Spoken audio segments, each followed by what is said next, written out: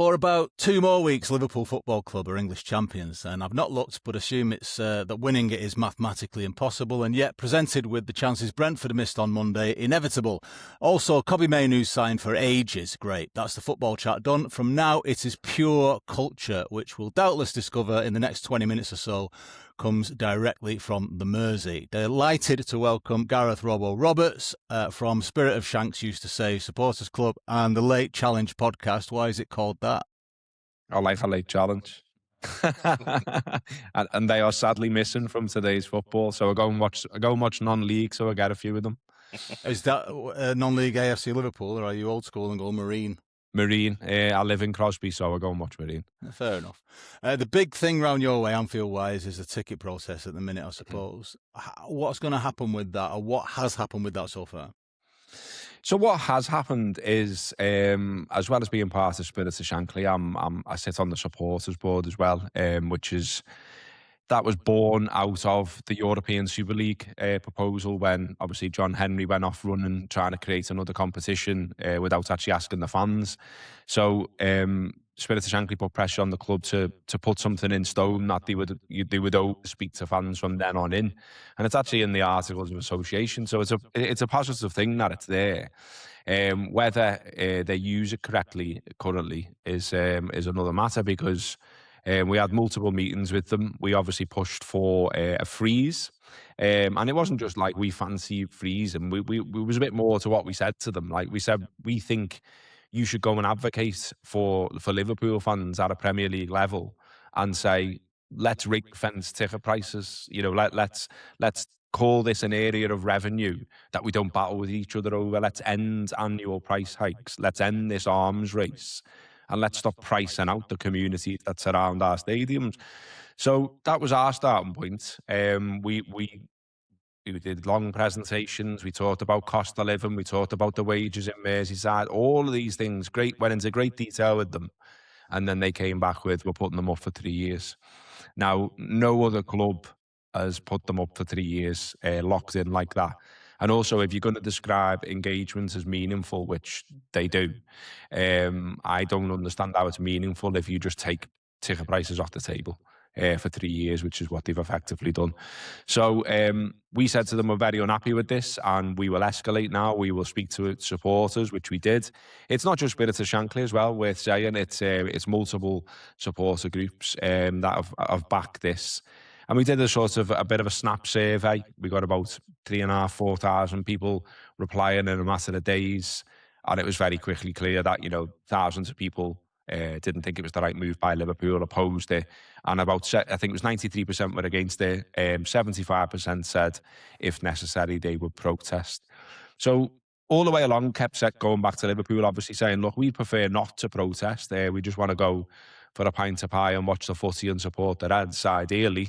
But they were not for turning, not backing down. So we were left with no choice, really. So there's quite a low-level one against Fulham, where we just sort of appealed for people not to spend £1 in the ground. And we gave out some leaflets to just sort of raise awareness, that kind of thing. And there was no flags. There was no flags or banners on the Kop either. And the only flag that was flown on the day was one for Hillsborough, and then a big long banner walked along the front of the Kop saying no to ticket price increases. Now, their reaction from their PR team was to tell everyone that it's only a small group of supporters who are bothered about all this, and we're cracking on. So we then set about proving that it isn't just a small set of supporters that are bothered about all this, and came up with the idea of showing FSG the yellow card. So we had 75,000 yellow cards printed, A4, with John Henry's face on the front. 50,000 of them were in my house at one point, which was interesting. And then we just took them all down to Anfield and give them out on match day. And, look, we didn't know how it would go. I had a feeling deep down that we'd get the Kop, and then I wasn't too sure about the rest of the ground. So to see 85% of the ground hold them up was absolutely brilliant. A great show of strength, as someone once said. So obviously now we have said to the club, well, there you go. It's not It's not a small set of fans. It's not a small group of fans. There is concerns among a lot of fans, thousands of fans. So we're just hopeful now that, the club will come back to us and with something different. We're Is it just realistic? What's the best realistic outcome for you? well, for me, for a start off, take the multi-year off the table. I think that's the bit that concerns me the most. You're looking at 3% from this season to next, which they're saying is in line with inflation. I'm not saying I necessarily love that and want that, but I don't think it's the worst thing in the world either. I don't think they need to put them up, but if you're going to put them up and it's 3% for 1 year, okay. But 3 years and then just basically saying we're not going to have a conversation with you anymore, which is what that essentially says. That's the bit that I had a real problem with, and that was the bit where I thought that's where it goes beyond Liverpool as well, because your owners, Arsenal's owners, whoever, everyone will look at that and say, right, we know what Scousers are like, and we know they love a protest. So if they get the other side of this, and they've got away with putting them up for 3 years, well, we can do that then. And that's what we get all the time in our meetings. Well, Everton are doing this, Arsenal are doing this, and no doubt all the other supporter rep groups get the same thing when they go and speak to their club. So this was never just about Liverpool. We were like, this is something we need to knock on the head. You can't just say we're putting them up for 3 years, end of. So for a start off, for me, that's got to come off the table. City were doing it, Murph. Yeah, indeed. I heard about what I heard about. City had the City fans are kicked off about it, not the same way that Liverpool fans. It's been a lot quieter. The City fans usually are, but the City fans are kicked off. And I think Crystal Palace had a similar thing where the was it the Holmesdale lot had forced to climb down from the. I could be wrong on that one, but definitely City have climbed down on it. But I think the Crystal Palace board had climbed down on some proposed. Palace have got a freeze, yeah, and so have City, yeah. And what happened with City? The Sheikh Mansour had to get involved in it or something because the chief exec wasn't for turning, and he's had to be like stood down or something on it. Yeah, I've seen some quotes about that he'd got involved. And look, this is part of it, isn't it? I mean, this is kind of something we've said to the board representatives that we meet. We were like, well, wouldn't you want to take the PR win? Wouldn't you want fans to feel like they are valued? Because there is a value in being valued, and there is a value in positive supporter sentiment. Apologies for the fucking corporate phrase there, but you know what I mean. Like when you speak to suits, you've got to speak suit language, and so that's what I've said that to them myself. I was like, what's the value in that? Fans going to the match and thinking, but at least our owners aren't ripping us off, even if. Like, have you seen the Arsenal tickets for next season? I mean, I know it's London and all the rest of it, but they've invented a new category. So they've invented category A+ tickets. And a ticket just to go in the ground, no hospitality, no programme, no bevy, no food, no nothing, just a fucking seat, £168. Like, where are we going, when that's getting waved through? There's a catchy... Go on, sorry. This argument was being made. I remember when the Premier League first came in. This argument was being made 30 years ago. I mean, I don't know if you remember the West Ham and Arsenal bond, which caused ructions at Highbury and Upton Park at the time, where people were paying for the right to buy the season tickets. You know, they're bought in through the back door now with the membership thing, where you can only legitimately buy a ticket by paying £60 a year just for the privilege of it. And that went through without a murmur at Old Trafford. And we can be a militant bunch as well sometimes, but some things go through the back door. £168 for tickets that Robbo's just mentioned. I mean, that's obscene. I mean, I'm aware that the price of football's gone up, but that's incredible. £168 for a ticket, and Arsenal's famously an expensive place anyway. Yeah, "You Greedy Bastards, Enough is Enough" is a song that went around, right, in Anfield. Is this one that you actually did invent? Cheeky bastard. I mean, it harks back obviously to the walkout 10 years ago, when they tried to push through £77 tickets. And obviously there was a U-turn on that when 10,000 people walked out to the ground. And we've never had £77 tickets since. Now, that's where that comes from. Me personally, I'm not entirely sold on that as a chant right now. I don't think it's about greed as such, because FSG don't take any money out the club. So, I mean, they are gonna make money at some point out of the club by sweating the assets. I mean, it's worth God knows what now compared to when they bought it. So they're not taking dough out the club. So I don't really think they're greedy. I just think they can get away with it. And also, to go back to the bigger picture once more, if we end up with 14 American owners in this league, they will have the majority and they can do what the fuck they like. So I think every supporter should be really, really worried about where football's going. And this is the time to stand up to it. And it's the time to come together. And you've got some good lads at United who I speak to quite regularly, who stand up against these type of things as well. I think we need that at every club. I mean, I'm surprised by the Blue Noses that they haven't raised about their ticket prices because they're worse than ours. This is in Liverpool, in Everton. But I mean, yeah. I disagree with you, and I think on the song, I think it's excellent because it's universal, and it's very catchy. It's easy to understand, and absolutely everyone is basically going through it. You're going through this if you support Altrincham, never mind you support Man United or Liverpool. But it's one of those where rivalries do need to be set aside, or else basically they'll be irrelevant anyway. Yeah, spot on. And like anyone who goes away from home, obviously we all benefit from the fact that the tickets are 30 quid. Now, a lot of things happened around about 2016 that sort of ended up a bit of a perfect storm where the Premier League were worried, and the Premier League started to think, hang on, we need to do something here. And the result was the £30 away cap, which you still got 10 years on. Now, that was achieved through supporter pressure. That was achieved through supporters coming together as well. I can remember really well that executives, etc., were very worried, and I know this for a fact, when basically Scousers and Manx started coming together and on the same page saying, yeah, well, we're not into this. And like, what I heard was that there was a kind of, oh shit, if those two start fucking working together, we've got a problem here.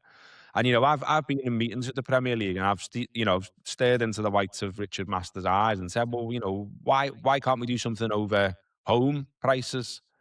And he essentially said, the grounds are full. The grounds are full, so... I mean, what you just said there, Rob, the fact that United, Liverpool and Arsenal have such a wide support, not just from local, but from places like Ireland, Belfast, Dublin, Oslo, Singapore, whatever, they know damn well that they can, that if the locals are priced out. If the locals are priced out, these people will step in without any problem. I say it all the time. I stand outside the ground all the time, selling magazines and stuff like that. That ground will be full no matter who's going in there. As I say, in Anfield. So the clubs can act that high-handed arrogance. I'm not worried too much about the local fans. Now, I heard something the other day about season tickets. I've saw a figure where I think there's 47,000 season tickets now at Old Trafford. There used to be 50,000. So people are relinquishing the season tickets, not issuing new ones, to let them wither on the vine and bring in new people at the same time. So season tickets, you don't want season ticket holders anymore. They're that confident of filling it up with tourists anyway. There's a constant chipping away, isn't there, at the culture we've all grown up with? I mean, the shocking one for me at Man United that I heard about, when I went to see Oasis in Dublin in the summer, I ended up spending some time in the company of a former Manchester United season ticket holder, and he was telling me about his family had season tickets in their family at Old Trafford for generations, basically. And the club had just randomly moved them and said, we're turning these seats into, essentially experience seats that we can charge top whack for. And he said, that was sort of final straw for him and his family, really. He said, like, there's lots of things that have been pissing him off about the club over time. But, if you're going to move, I think he essentially said, if you're going to move me dad away from all the people he's always sat with, then you're taking away a big part of his match day. So that's us done. I think he wrote some angry letters and stuff, but club weren't for turning on it. And you've got this. I think Man United did a survey of them right at some point of their fans and mentioned the idea of a personal seat license as well.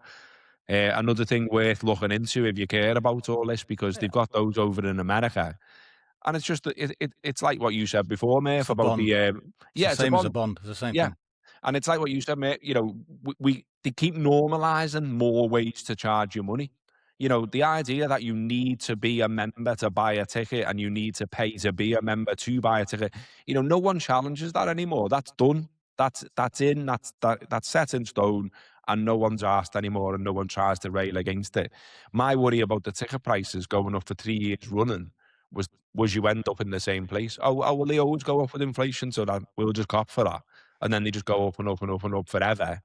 And my worry, like lots of people involved is, the first time I ever went to Anfield, my mum and dad wouldn't let me go, weren't interested in me going, thought it was all gangs of hooligans and whatever.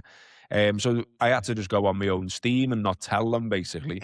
And, you could just pay in. You just walk up, pay in, and I watched the League Cup game against Crewe Alexandra in 1990. And, and then I got the bug, I loved it, and I carried on from there on in. But what chances, a regen of me from Highton who's a teenager who fancies going, what chance have they got now? And what chance have they got if it's 70 quid and 100 quid and all the rest of it? So someone has to take a stand somewhere.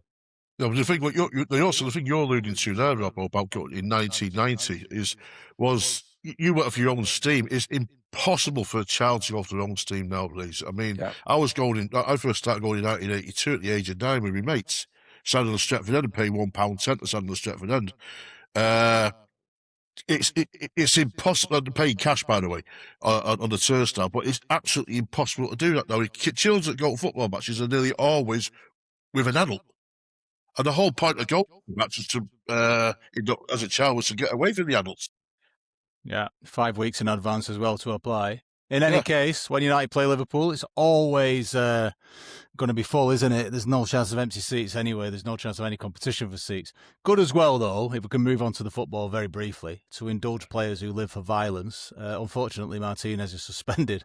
Dominic Calvert-Lewin can apparently pull hair, but he must remain immune from it being pulled. So what is the feeling among the Copites, Robbo? Like, potentially finishing below United this season was never on the Anfield agenda. Sorry if the words Anfield agenda are triggering. Yeah, did you have to say those words, mate? Christ. He's your goal bridge, that guy, isn't he? I imagine most of your main lads are sort of aligned with him.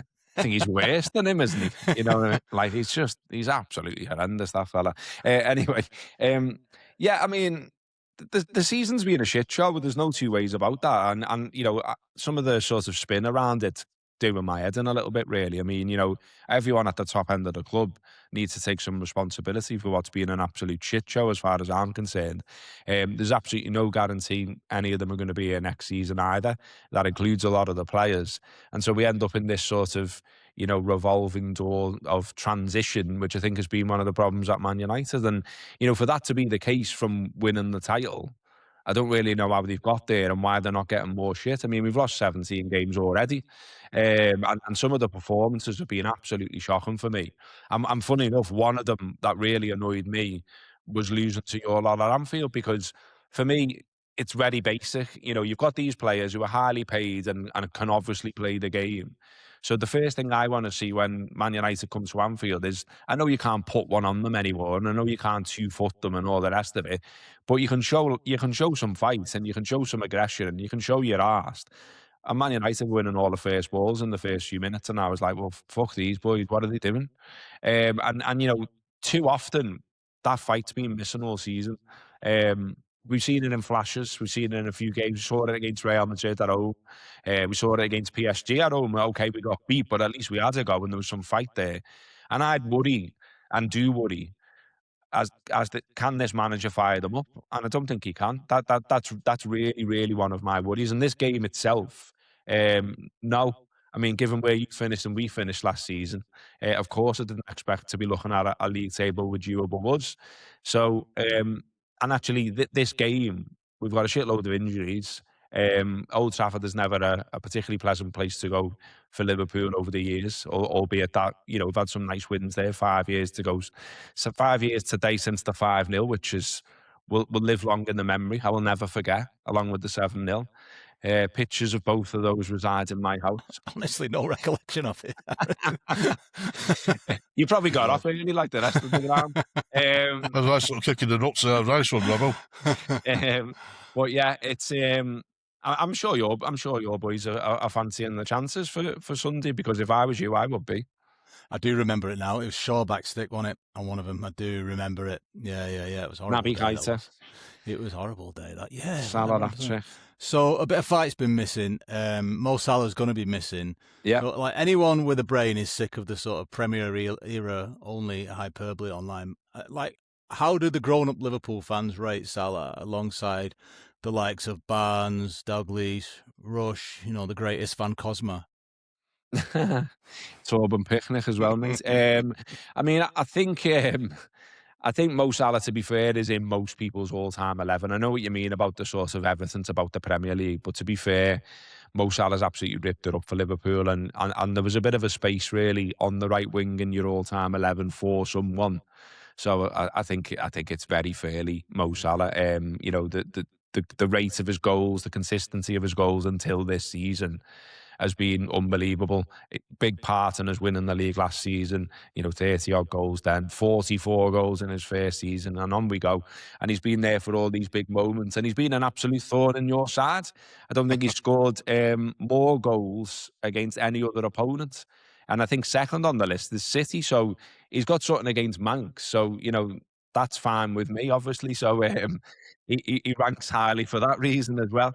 But I know what you mean as well. I mean, you see these all-time 11s that people trot out, and I just think it's a sign of where footy's gone wrong. I mean, you lads, I'm sure, have done what we've done for years, where you go to the pub, you have a pint and a packet of peanuts, and you might talk about who's in your all-time 11 then, John, or whatever, and you'd have a bit of a chat, and no one's raging at each other about it. It's just a chat. But now, if someone videos you saying an all-time 11 and puts it on the internet, fucking hell, you're getting death threats. I mean, the abuse that Carragher got for picking his top 10 Liverpool players was absolutely wild. And it was like, he justified every single one of them. I watched the same video and thought, fair enough, that. And then next minute, there's all kinds of, and I was like, and someone asked me, I can't even remember what it was on now. I did something somewhere anyway, and someone said, tell us you, and I was like, I'm not doing it. And they went, what? And I went, I'm not doing it. And they went, why? And I said, you're not clipping me and putting it on the internet for me to get a load of shit off people because they don't agree with my all-time 11. Just one question, Robbo. Would you have Barnes or Salah on the flank? Who'd you have? Who'd be one on each side, wouldn't it? Which is tremendously bad news for Mark Walters and Craig Johnston, or more likely Ray Houghton. But you're having Salah on the right and Barnes on the left. I'm not indulging in this conversation any further. Is that correct, though? That's right, yeah. Well, we're obviously either not scared of this or else perhaps no one cares what we've got to say, because if you look on our archive, among the very, very first things we did last summer when we launched was the best 11s going right back from Royce, who started watching United in the mid-50s, and Pete, who started a few years after him.